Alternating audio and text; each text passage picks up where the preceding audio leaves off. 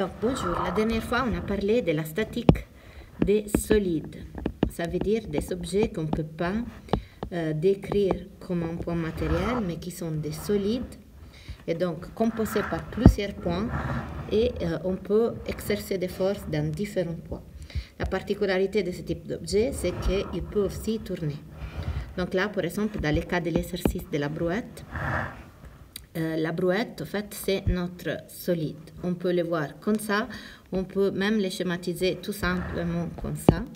On remarque, donc la première chose, en plus de la liste de données et la méthode habituelle, c'est toujours la même question. Donc, individuer les solides, donc ici c'est la brouette, et ensuite dessiner les forces qui agissent sur elle.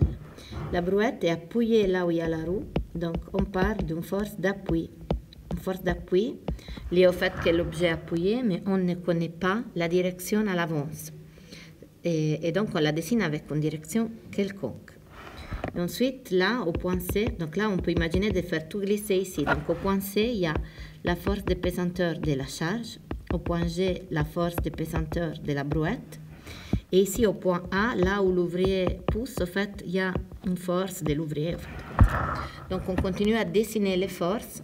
On peut même remarquer que, mis à côté la force d'appui, sont tous dirigés dans la direction Y.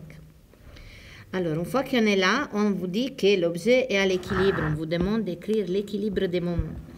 L'équilibre des moments, ça veut dire la somme des moments par rapport à un certain axe égale à 0. Donc, quels sont les moments? Il y a le moment de la force de l'ouvrier, qui, quant à lui, il provoque une rotation en sens anti-horaire. Et donc, on lui assigne un signe plus. Les deux forces de pesanteur, quant à elles provoquent une rotation en sens horaire, donc on leur donne un signe moins. Donc, il y aura le moment de l'ouvrière, moins le moment de la force de pesanteur de la charge, moins le moment de la force de pesanteur à vide. C'est le moment pour remplacer, qu'est-ce que c'est le moment? C'est la force fois les bras de levier.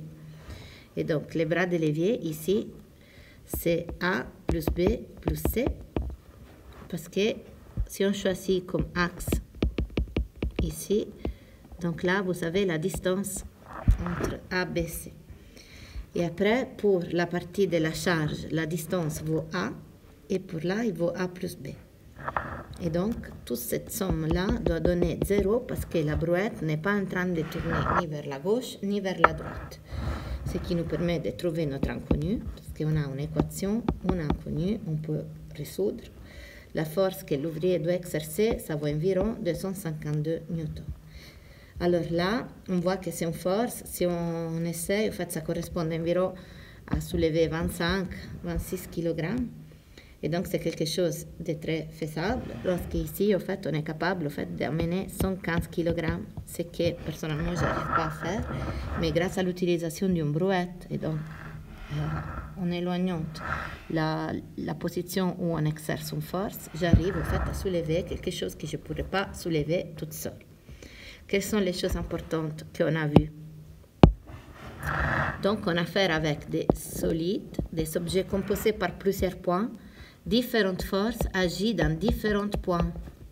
Donc, on va dessiner les forces à différents points. Et si on choisit un point comme l'axe, on peut calculer les bras de levier à lesquels s'exerce chaque force. Donc, ici, c'est le bras de levier pour la force de la charge. Ici, c'est celui-là pour la force de pesanteur. Ici, pour la force de l'ouvrier. Pour chaque force exercée un certain bras de levier, on peut calculer les moments. Il y aura des moments positifs quand il s'entraîne une rotation en sens anti-horaire, des moments négatifs quand il s'entraîne une rotation en sens horaire. Les moments de la force d'appui, vu que cette force s'exerce dans l'axe, sera égal à la force d'appui fois les bras de levier. Mais les bras de levier, dans ces cas-là, égale à 0 parce que les points d'application coïncident avec l'axe. Donc, c'est 0. Donc, on n'a pas besoin de le tenir en compte après. Les autres trois forces ont des moments non nuls dont la somme égale à 0. C'est la condition d'équilibre.